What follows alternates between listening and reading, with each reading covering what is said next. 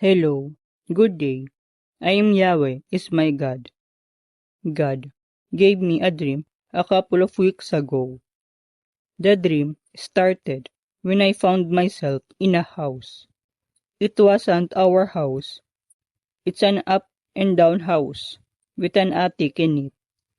I was with my family, but I do not know these people. But in the dream, I refer to them as my family. They might have represented the body of Christ. In that dream, I had a mom and dad and siblings. Now, my family and I went to look out for someone. You were stopping by in the road, asking people if they had seen the people you were looking for. Apparently, we are looking for our comrades, a male and a female. But unfortunately, our search ended without finding their whereabouts, and we ended up going home. Then, the scene switched. I saw that my parents are going on a journey, and they said goodbye to us. After they left, I found myself going up to the attic with packed lunch. Then, the scene switched to our comrades. I saw them. They were tied up and were being tortured. They were being whipped and is screaming in agony. After that, the scene switched again, and I saw myself opening that packed lunch. And as I was eating it, my sister found me and told me not to eat that packed lunch, as these are for our comrades to eat. After that, the dream ended, and I woke up. So that is the end of my dream. I will explain to you the meaning of that packed lunch. The packed lunch is the Word of God. I was eating the Word of God for myself, unknowingly that it was supposed to be for our comrades, which is a bit selfish for me. The packed lunch is meant to be delivered for them, so that they can have courage and strength to carry on their mission. In the dream, I had a family, but those are not my family in real life. In fact, I do not recognize these people. I believe that they must have been my brothers and sisters in Christ. We are searching for our missing comrades, which is our brothers and sisters in Christ, who are spreading the gospel and preaching the word of God. These people are being tortured and imprisoned for their faith.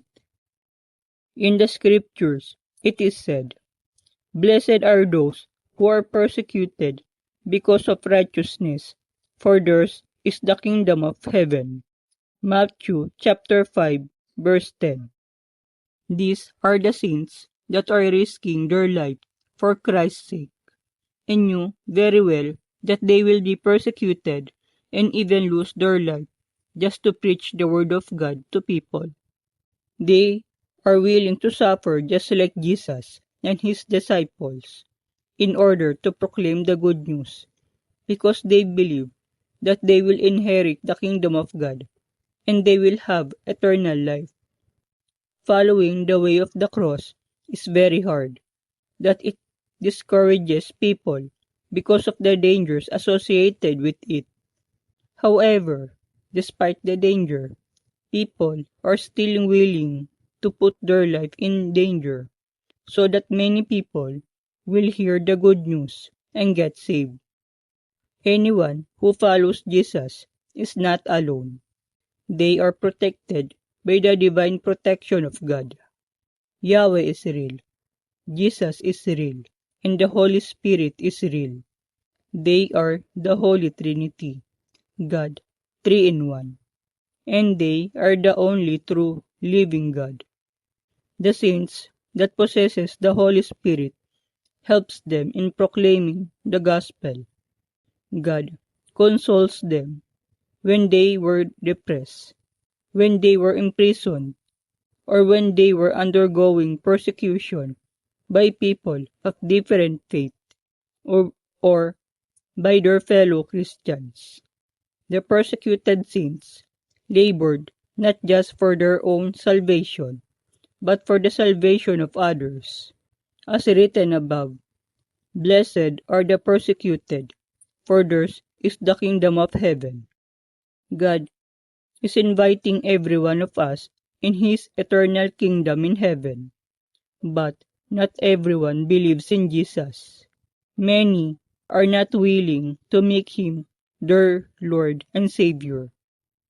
Many are called, but few are chosen, because many people are too busy with their lives here on earth to pay attention to God. Many wanted to live a luxurious life to the point that they sold their soul to the devil just to live comfortably and make more money. Only few people have ever answered to God's calling and let go of their worldly ambition and suffer hardship just to tell the world about the kingdom of God and Jesus' sacrifice on the cross to save mankind from our sins, so that we can have eternal life and enter the kingdom of God. If you are one of those people who answered God's calling in your life and is being persecuted for spreading the gospel, then do not be afraid of hardships and even death, because you will reap your reward, which is the kingdom of God, and you will receive eternal life. Many will hate you, many will insult you and abuse you. Do not be discouraged by the suffering you are currently experiencing, for suffering is only temporary, but what you are doing is for eternity. Jesus will be with you every step of the way. He will never abandon you nor forsake you, because He knew you are following the Heavenly Father's will, just as He did when He obediently followed the Heavenly Father's will to the point of dying on the cross and resurrected on the third day according to the Scriptures. Not many will hear your voice, and many will ignore you, but you must keep going. You must never give up, for every soul that listened to you will mean a lot to Jesus. Even just one soul that God saved is very important to God.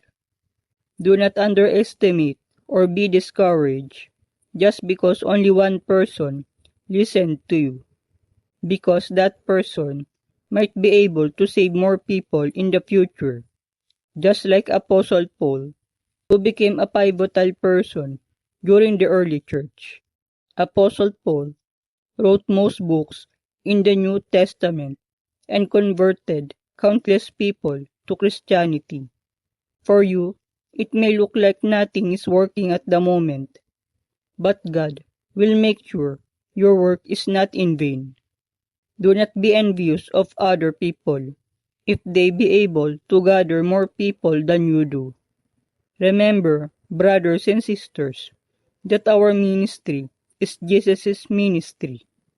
It is His work that we are continuing. It is not really our work, but it is God's work. So do not take it personally as if it is yours. Your followers are Jesus' followers. They are not yours.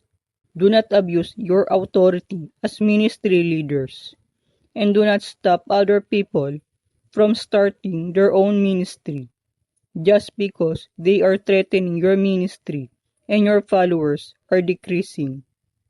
We are only instruments of God so that other people might be saved. In the end, all of us will get our share of eternity, and we will get to spend our eternity with God. That is the very reason why we are working hard and suffering for our own salvation. That is the very reason why we are working hard and suffering for our own salvation and other people's salvation. We do all of this for love, because God so loved the world that He gave His one and only begotten Son, to die on the cross to save man from our sins. Remember, brothers and sisters, that persecution and your suffering in this world are only temporary. Let us embrace them with joy in our hearts, because Jesus suffered and died for us. Our suffering will not be long, and we will reap our heavenly reward soon. Do not be discouraged by the setbacks and focus on your mission that God designed for you. God will protect you, strengthen you, and rescue you at a proper time. If it's really your destiny to die for Jesus, then do not be afraid to die. Anyone who died for Christ will be resurrected upon his return. Let us look forward in spending eternity with God. Repent, turn away from your sins, and return to God before it's too late. Jesus is coming soon. Let's prepare ourselves clean for His return. That is all. Thank you, and may God bless you.